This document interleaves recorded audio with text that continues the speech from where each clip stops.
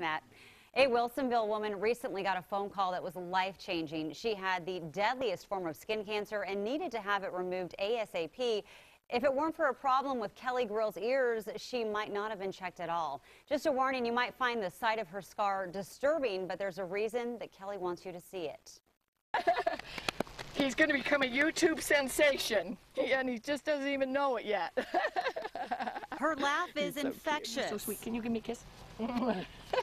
Her energy is abundant. I may ask you to cut it if you don't And mind. her outlook on life is big, much like the very big scar she now has on her arm. It could also be a sunshine tattoo, because the little things look like a little rays of sun.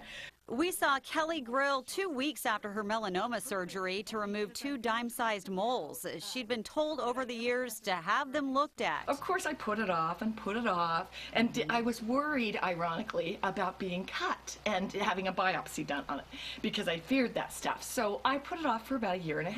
But a trip to Las Vegas changed her life. On the flight back to Portland, her ears closed up and they remained closed for weeks. She went to the Geneva Health Center in Wilsonville to get looked at. And she said, I don't care about your ears. Tell me about that spot on your arm. That physician assistant, Kellie King, insisted that Kellie see a dermatologist. She was out with her horses at her Wilsonville ranch when she got the news the moles were melanoma, the deadliest form of skin cancer. And I just, want to kick myself that I didn't get it checked earlier, but I'm so thankful for Kellie King and that she made me go get it looked at. Kellie's husband, Dave, was so thankful that he brought King flowers. This wasn't the first time he'd received news that a spouse had cancer.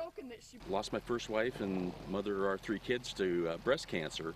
Dave says he was in shock about Kellie's diagnosis. Kellie was shocked, too. I've literally been a fanatic about the sun. I wear big fluffy hats, baseball caps or cowboy hats when I'm out on the horses, and I wear long sleeve cotton shirts and gloves. She's even careful with her horses, lathering them with baby sunscreen on hot days. But as a girl, she rode horses daily with no sunscreen in the Utah sun, its rays beaming down as she rode on that very spot where they found the melanoma. Look, that horse over there wonders what my hat is. Now cancer-free thanks to a successful surgery, this inspirational speaker is enjoying life on the ranch with her husband and trying to spread the word to young girls who tan and those with spots that may look suspicious, because not everyone is lucky enough to get by with a large scar. It doesn't matter what form it is, we have to be careful and we have to stay on top of it.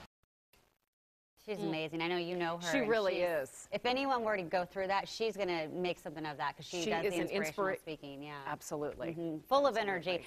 Doctors, by the way, told her she had come to see them several years ago when she was first told to get checked. It might not have gotten to the point where it was melanoma, and of course now she has a much larger scar, but she's alive.